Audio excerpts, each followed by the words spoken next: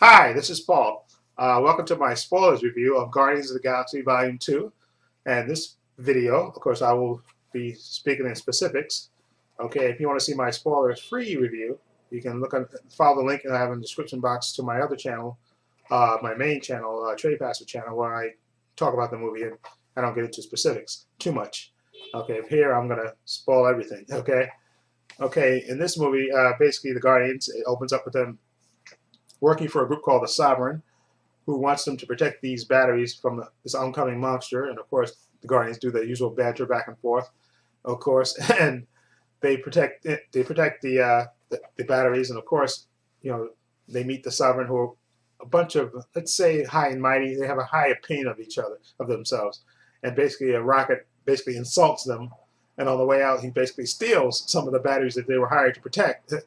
Okay, leading to the Sovereign chasing after them and trying to kill them. Okay, and of course they get rescued by Ego, character named Ego, played by Kurt Russell, and Mantis. And Ego, of course, is played by Kurt Russell and is Star Lord's father. He introduces himself, hey, as Star Lord's father.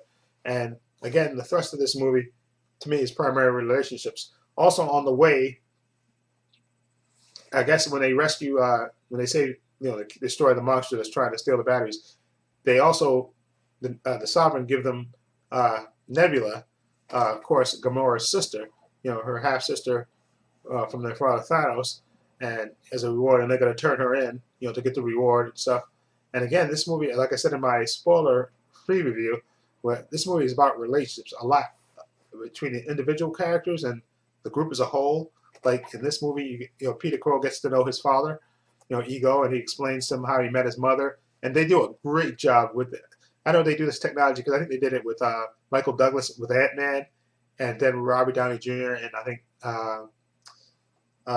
in Iron Man 3, I think they did that. And they also do it here with Kurt Russell. They show it like a young Kurt Russell uh, when he met Peter Quill's mother, and this looks fantastic. It looks just like young Kurt Russell. And whatever technologies they use, CGI, it looks fantastic because that looks like a young Kurt Russell. And it just looks fantastic. They show basically when he meets Peter Quinn's mother, and how they fall in love and stuff. And the soundtrack is great as usual. And it's just fantastic the way they do that.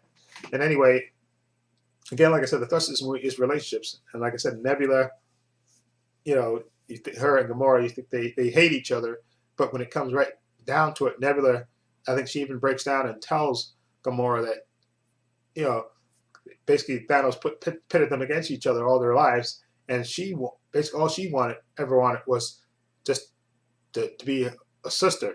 That's all she ever wanted to do. She said, and she because I think she was telling I'm trying to think who, I forgot the character she was telling this about how Thanos used to just pit them against each other, and and then and Gamora used to always beat her, and Thanos used he took her brain. I think she was talking to Gamora. I think how he kept replacing her parts, basically to see if she could get better and beat Gamora. Yeah, but she never did, and how she just wanted a sister, and which is really see that relationships was based on a lot of anger, but at the end of it, she just wanted a sister, which I thought was, again, I think Peter Gunn does a great job of showing the relationships that are deeper than they really mean. And also another relationship that I really liked was Yondu. He had a thing with Stallone. His character was like, I guess, the head of the Ravengers. I guess the group of Ravengers, they're all like thieves and stuff, like a collective. And Yondu kind of runs into him, and he basically shuns him, and he basically tells him, listen, because you didn't turn in Peter Quinn and get the reward for him when you had a chance. They basically blackballed him, and then of course his men are rebelling against him. They think he's gone soft over the over the Star Lord thing, not handing him over and getting the full money. So they kind of think he's gone soft, and they basically turn on him. Okay, and later ultimately you find out that he didn't just keep him because he later you find out, and I'll go into this when I talk about Ego and his relationship with Peter, that Ego did hire him to get Peter for him, but he kept him, and there was the reason he did that was because he knew what Ego was actually doing with his kids. But I'll explain that later when I get to Ego. But he really did it because he wanted to save Peter, and he thought of Peter as a son, which is another relationship which I really love, that, and the ultimate sacrifice that Yando's character makes for Peter Quinn in this movie. He basically dies for him, saving him, and that moment was just so touching, and the realization, great acting on Chris Pratt's part when he realizes that Yano's about to sacrifice himself for him. I thought that was just some of the best acting in this movie. Just real emotional, and it got to you.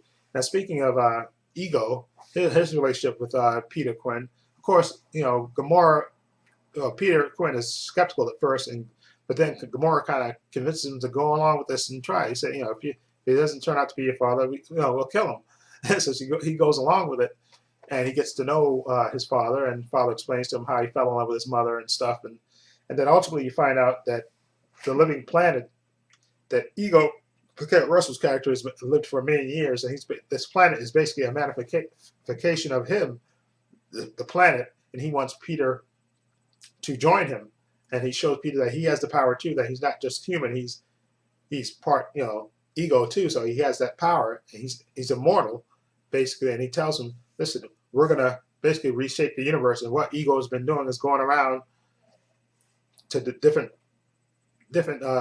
planets, trying to find the ultimate somebody that could actually share the power with him, and he wants to reshape the whole universe, and he needed a son, and none of the previous women that he made it with had that power, except for Peter. He's the only one, so that's why he really basically wants Peter. He wants Peter to take over and help him reshape the universe, and basically he finds out that he kind of tells Peter that, listen,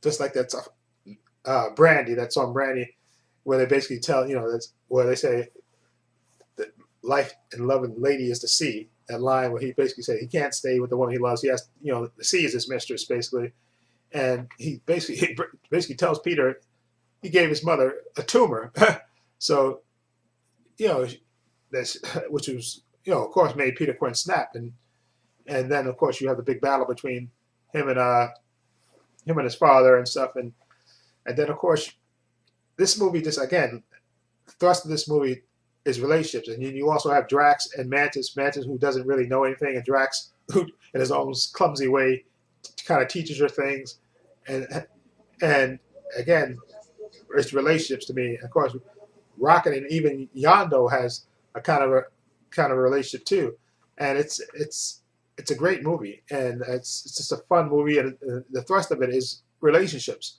and that's which I loved about this movie. I think Peter Gunn does a great job with the relationships between the characters, and of course the Sovereign, who's after, they come after the Guardians even when they're on Ego's planet. They come after them still again, and of course they defeat them ultimately. But at the end of the movie, they have this, the after credit scenes where basically you see the Sovereign Lady. I think her name is Aisha. She creates. You see her as talking about she's her leaders are going to be angry with her, but they should be happy once they see my perfect creation. And she said, "Let me call him Adam." Of course, she's alluding to Adam Warlock, who's supposed to be in the actual Infinity War, which is not going to be in it. He's not going to be in it, even though he should be, because he was in the comic books. But apparently he's going to be the villain probably in Volume 3 of Guardians of the Galaxy, which should come out after Infinity Wars. Okay, so that's just, I guess, a tease that, that Adam Warlock is coming, but he just probably won't be in. He's not going to be in the and he won't be in Infinity Wars, which in the comic books he was. Okay, so that was a nice little after credit scenes. I think they had two. They showed one, I think, where the group was growing up, basically. And I think the other, and then of course you had the Stan Lee cameos with the Watchers, which I thought was hilarious. Okay, that was funny. But this movie is a nice addition to the Guardians Marvel Cinematic Universe, and I really enjoyed it. Just again, to me, primary thrust of this movie is relationships between all the individual, the kind of the one-on-one character relationships, even the Gamora and Star-Lord relationship too, which is kind of like a Sam and Diane type of thing, a will or they won't type of thing in there, that they have chemistry between each other, but they won't. But at least Gamora won't admit it. and so I like that as well. And of course, this movie was great. And Kurt Russell, I thought was great as Ego, the Living Planet, which I have to admit when they first named him that I just wondered how they would actually show him, and I liked what they did, how they showed him. He just basically took the physical manifestation of a human, humanoid form, of course, and he was the planet itself as well. And I like the way they expressed that, on the screen. I thought that was very well done. So anyway, that's my review, spoilers of Guardians of the Galaxy Volume 2. I loved it. Can't wait to see the Volume 3, and I guess I'm assuming that Adam Warlock is going to be the villain in Volume 3. And so I can't wait to see that as well. So I love it. Anyway, let me know what you think of Guardians of the Galaxy Volume 2. Have you seen it? What do you think of it? Feel free to leave comments down below. And if you like this video, please hit the subscribe button down below. I have links to my Facebook, my Twitter, and my Instagram, and also my other main channel, Trade Passer, where I have my spoilers free review on that channel. So please check that out as well. And this is Paul saying so long and take care.